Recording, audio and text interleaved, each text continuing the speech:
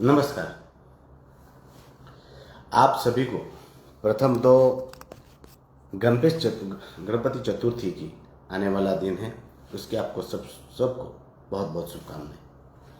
मैं परमात्मा परमेश्वर से प्रार्थना करता हूं कि आप सभी का जो भी विघ्न है वो बापा हर ले, और ये भी प्रार्थना करता हूं कि आप सभी की प्रार्थना परमात्मा परमेश्वर देवों के देव इस बार सुने और हमारे प्रदेश को सुख शांति और समृद्धि दे। तो आपको फिर से एक बार फिर से आने वाले कल के लिए गणेश चतुर्थी की बहुत बहुत शुभकामनाएं। अब जो आज मैं बात कहना चाह रहा हूँ वो आप ज़्यादा से ज़्यादा लोग सुने, और डरते हैं, मुझे मालूम है, लाइक करने से, पर आप लोग हिम्मत नहीं करोगे तो आपका ये नेता भी कुछ नहीं कर पाएगा। आप लोगों का साथ और सहकार मुझे चाहिए, तो ज़्यादा से ज़्यादा लाइक करें और शेयर करें ताकि हमारी बातों को लोगों तक पहुंचे। मैंने पहले ही कहा था, ये प्रफुल्ल पटेल का प्रशासन महाभ्रष्ट है।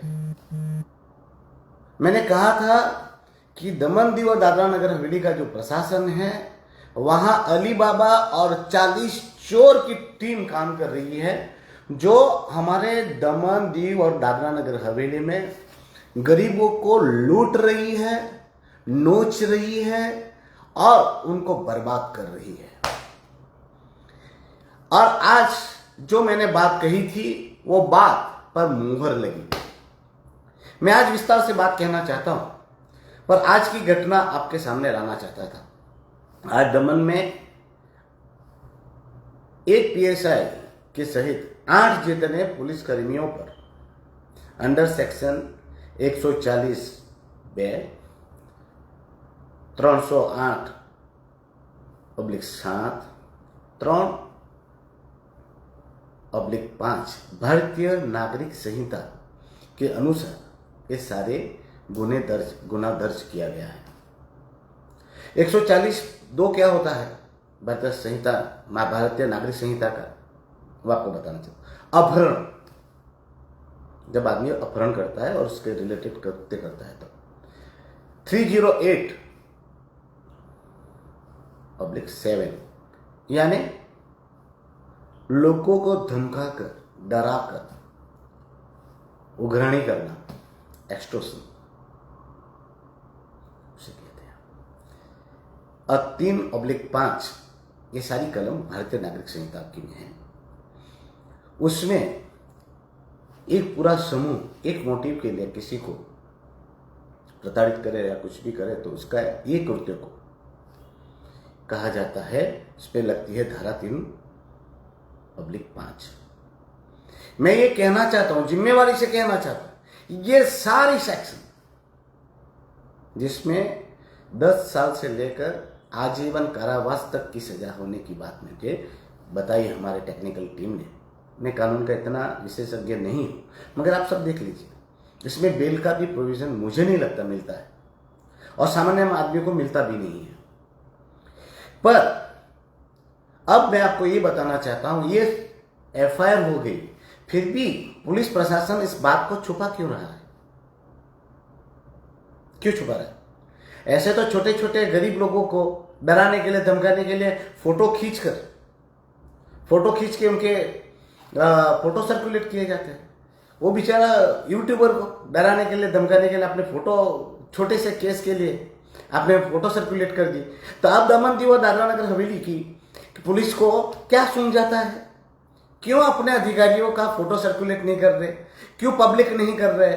क्यों प्रेस को आप ब्रीफ नहीं कर रहे? ऐसे हमारे जैसे किसी पर केस करना है तब तो प्रेस मीडिया को बुला लेते हो।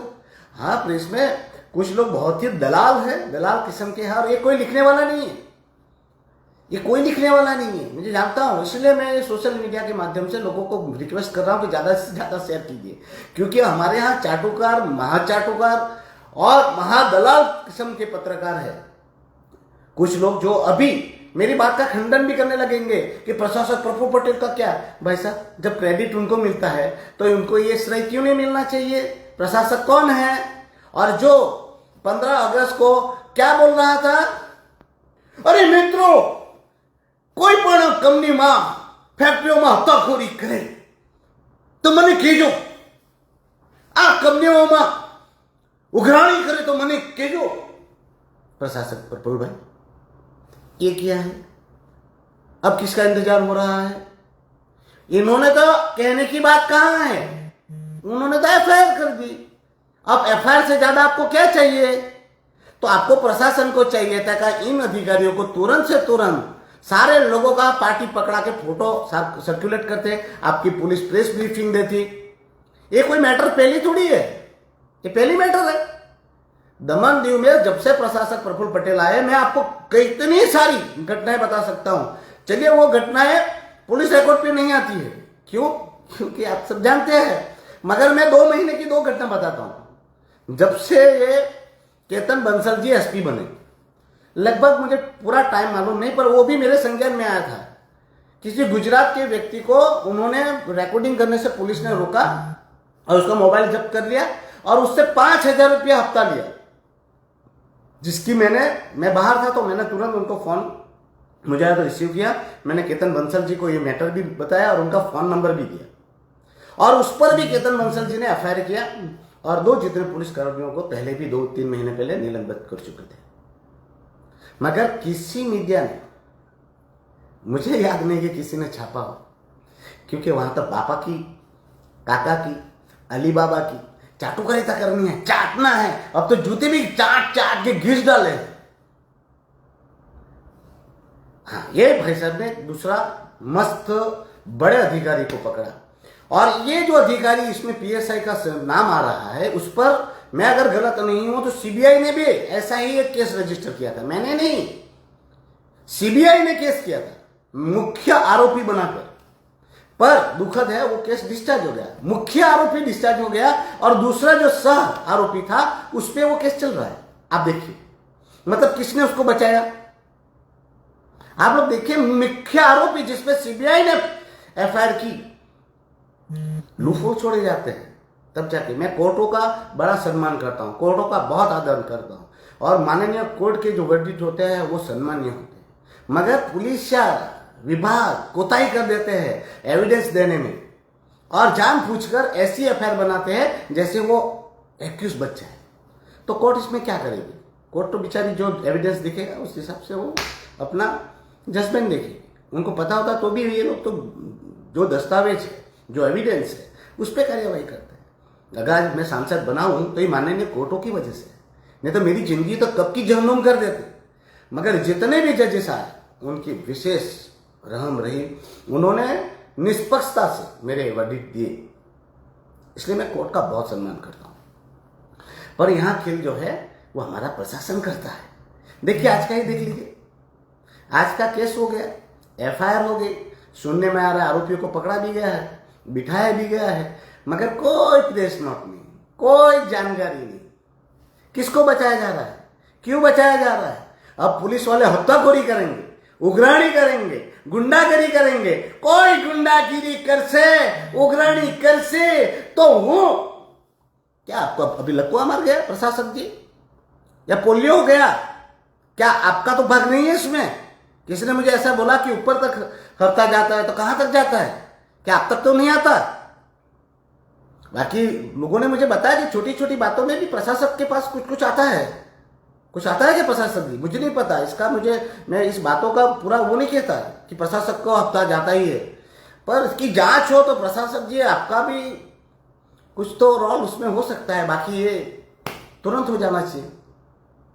अब मैं बात करना चाह रहा हूं, ये आप दमन दीव में देख लीजिए, आप पुलिस या विभाग देख लीजिए, हेलमेट के नाम पर प्योर उग्राणी. रिक्शा वाले जो 2,000 रुपया कमाते नहीं, उससे 2-2, 3-3 हजार का दंड. गरीब व्यक्ति जो अपने घर से सब्जी लेने आया, हॉस्पिटल जाए तो उनसे 1,000 रुपया का दंड. बड़े बड़े प्रोजेक्ट की बात करते हैं, बड़े बड़े प्रोजेक्ट बनाए देखने के लिए, मगर जब टूरिस्ट आता है तो ये ऐसे दौड़ते हैं और मुंह में पाइप डालते हैं, उनको परेशान करते हैं और ड्रिंक और ड्राइव का 10-10 हजार रुपया वसूलते हैं. तो यहां कोई खाने पीने नहीं आएगा तो क्यों आएगा? क्या डांस करने आएगा? या आपकी आरती करने आएगा, आपकी चाटुकारिता करने आएगा। मैं ये नहीं कहता है ड्रिंक और ड्राइव उसको करने दीजिए, पर मैं जिम्मेवारी से कह रहा हूं, ड्राइवर अगर ड्रिंक और ड्राइव कर रहा है तो तुरंत कार्यवाही करे। पर वो जो बाजू में बैठे हुए हैं, ड्राइवर अगर ड्रिंक नहीं किया है तो भी आप उसके मुंह में पाइप डाल के कैसे आप उनको पकड़ के 10,000 का दंड दे रहे हैं, मुझे बताएंगे? मैं सबको कहना चाहता हूं, पीकर कभी ड्राइव ना करें, कभी ना करें। आप तो जान खोगी, आपके परिवार का क्या होगा और आपके साथ जो बैठे हैं उनका क्या होगा। ड्रिंक और ड्राइव का मैं कभी समर्थन नहीं करता। हेलमेट पहनना चाहिए, मगर दुखद बात है, कल ही हेलमेट पहना हुआ व्यक्ति ही कल राजीव गांधी सेतु पर तो स्पीड भी लिखी हुई है, कितना ही स्पीड है, फिर भी वहां पर हादसा हुआ और दुखद करुणामयी एक्सीडेंट में मौत हुई। क्या है, रोडों की हालत तो सुधारो। हाँ, पर आपको सिर्फ और सिर्फ निर्दोष लोगों को पकड़ पकड़ के अब तो छुपके रहते हैं, लकड़ा मारते हैं। अरे कभी कुछ हो जाएगा किसी को, मगर कुछ नहीं पड़ी है, टारगेट दिया हुआ है। मुझे पुलिस से अधिकारी बोलते हैं टारगेट दिया है साहब, हमें टारगेट पूरा करना है। ये क्यों दिया गया है टारगेट, और कौन देता है टारगेट, और टारगेट की ये रिसिप्ट कहां जाती है? सार्वजनिक होना चाहिए। अरे अब मैं कहना चाहता हूं, आप जाइए, तपास कीजिए, पासपोर्ट के ऑफिस में जाइए, आप जाइए, ये हेलमेट वालों का आप निरीक्षण कीजिए, आप देखिए ये इनको इस प्रकार से हफ्ता वसूली दौड़ दौड़ के पकड़ कर 25 लाख नहीं चाहिए ही चाहिए, आपकी पूरी जिंदगी जेल में बतवा देंगे। 25 चाहिए, नहीं 25 नहीं तो 20 लाइए, 7 दे रहे, नहीं 10 तो चाहिए ही। ये क्या है, ये किस प्रकार का प्रशासन चला रहे महादेव प्रशासक जी? और हमारे दमन में कलेक्टर ऑफिस, दीव की कलेक्टर ऑफिस, दादरा नगर हवेली की कलेक्टर ऑफिस जाके देखिए ना, वहां किस प्रकार से कौन कलेक्टर किस प्रकार से उग्राणी कर रहा है, मुंह खोल के मांग रहा है, अरे जमीनों में हिस्सा मांग रहा है। ऐसा लोग हमें बताते हैं, और मैं 4-5 जमीनों का तो मुझे किसी ने नाम भी बताया कि यहां पर कलेक्टर जमीन का हिस्सा मांगता है, जमीन नामे करने का पैसा मांगता है। उसकी इंक्वायरी होनी चाहिए, जॉइंट इंक्वायरी होनी चाहिए। जॉइंट कमेटी बिठाया प्रशासक प्रफुल्ल पटेल, अगर ईमानदार है तो मैं प्रशासक प्रफुल्ल पटेल से निवेदन करना चाहता हूं, एक जॉइंट कमेटी बिठाया जाए, सांसद, जिला पंचायत प्रमुख, नगर पालिका के प्रमुख और आपके अधिकारी 4, और इस विषय पर ये पुलिस विभाग पर भी और ये आपके कलेक्टरों के जितने भी कार्य है, सेल्फ परमिशन से लेकर म्यूटेशन लेके लैंड एक्विजिशन तक, आप देखिए क्या हालत कर रखी है। पैसा फेंको, तमाशा देखो, लोगों को डराया जाता है, धमकाया जाता है, जबरन केस खिंचाए जाते हैं, नोटिस देकर डराया कि उनके घर मकान दुकान तोड़ दिए जाते हैं, और महान लोग उनकी तारीफदारी कर रहे हैं। जाइए, मैं 3 साल का सिर्फ बोल रहा हूं, लास्ट 3 साल का दमन, दीव और दादरा नगर हवेली के कलेक्टर ऑफिस से लेकर लैंड एवेन्यू से लेकर पूरी जांच कर लीजिए, और कितना कौभांड निकलता है देख लीजिए। पर कलेक्टरों को बचाता कौन है?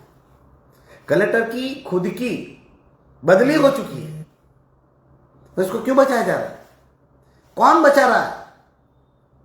बताइए प्रशासक जी, आप तो बहुत ईमानदार हो, राजा हरिश्चंद्र की औलाद हो, कलयुग के अवतार, आप तो कुछ चलाते नहीं है।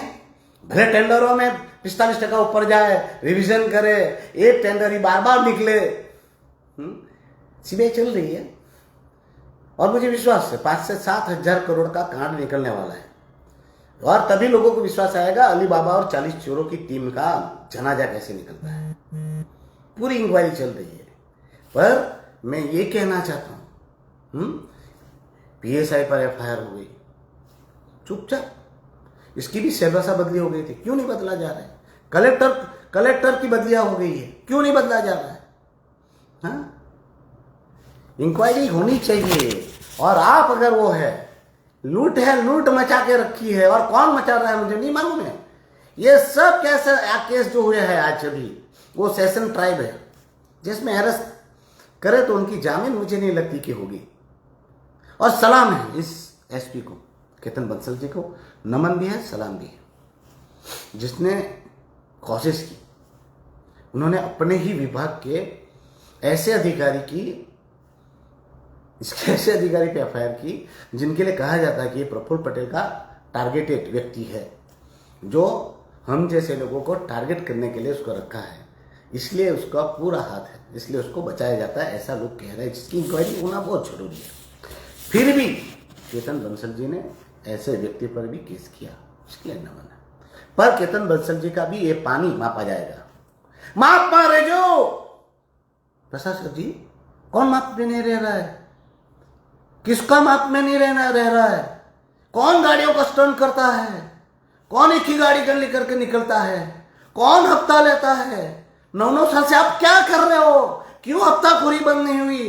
क्यों स्टंट नहीं बंद हुआ? वो बात की बात है? आपके द्वारा ये ऐसी जो चाटुकारिता वाली बातें आप करते हैं, हम क्या बेवकूफ लोग, हमें क्या पता नहीं है? और दमन की जनता क्या देख नहीं रही है? सब कुछ देख रही है, और आपका काला चिट्ठा सब कुछ हमें खोल के रखा है, और इसकी सीबीआई इंक्वायरी हो चुकी है। अब बहुत जल्द बहुत कुछ भगवान की दुआ से होने वाला है, ऐसा मुझे लगता है। बाकी मैं पुलिस से कहना चाहता हूँ, बंसल जी से कहना चाहता हूँ, हमारे यहाँ थोड़े सालों पहले एक केस हुआ था मेघना यादव जी के समय, और मेघना यादव जी ने बोल्ड डिसीजन लिया था, जिसमें काफी पुलिस अधिकारियों का और कर्मियों का केस ही नहीं हुआ, टर्मिनेट हो गए। अब देखते हैं कितना ईमानदार है प्रशासक, और टर्मिनेशन आता है कि नहीं, देखते पता चल जाएगा कि प्रफुल्ल भाई पटेल कितने टर्मिनेशन करते हैं, तो देखते हैं। अगर नहीं करते तो समझ लेने का अली बाबा 40 चोर, इसमें से 5-7 चोर इधर है, बराबर है। और मुझे आज ही किसी ने बताया डीएनएच की, बोले डीएनएच में तो एजेंट बैठे हुए, दमन में भी बैठे हुए, एजेंट ही काम करते, एजेंट से मिलो। और डीएनएच में तो बोले रखोली, रांधा, सिलवासा, वो लोग बेचारे दौड़ दौड़ के आते हैं, बोले कोई अधिकारी मिलता नहीं है, ना कलेक्टर ना मामलेदार, कोई काम बोले नहीं होता।